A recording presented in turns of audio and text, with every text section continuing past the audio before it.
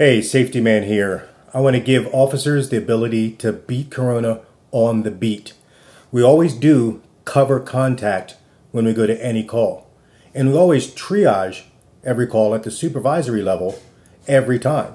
We do it for accidents, determine if we need a tow truck, a fire truck, an ambulance, and how many police cars.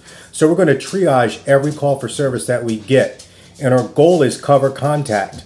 The contact officer must always stay the contact officer. The cover officer is always covering that contact officer for safety, but we're also going to now institute covering that officer for contamination.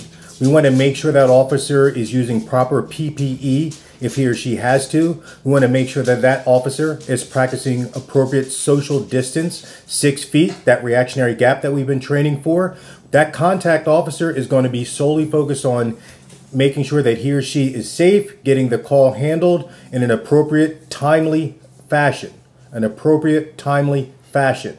The cover officer is there to make sure that that officer is safe and that officer is not going to be exposed unnecessarily to Corona, COVID, or any other communicable disease that's out there. So how do we do that? One, that cover officer is going to make sure that the contact officer stays at least 6 feet away.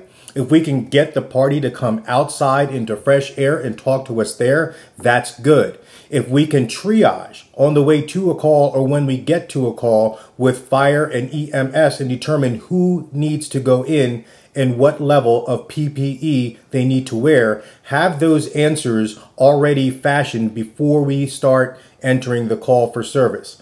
Obviously, emergency conditions call for emergency response, and we have to do what we have to do safely. But remember, contact officer is contact, cover officer covers for safety and covers for PPE, social distance, and making sure that that officer does not get contaminated.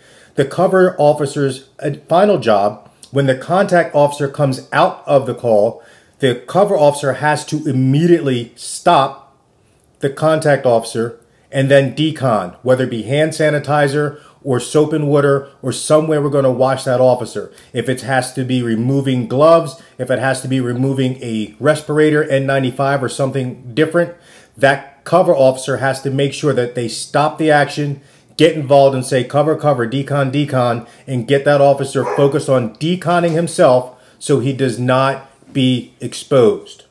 Does that make sense? So we're going to cover our officers for safety, and we're going to cover our officers for decon. Cover, cover, cover our officers for safety and cover our officers for decon. Stop the action, help remove PPE, and decon with hand sanitizer, soap and water, or whatever other methods that your agency gives you. Protect yourself, protect the public, and protect the job.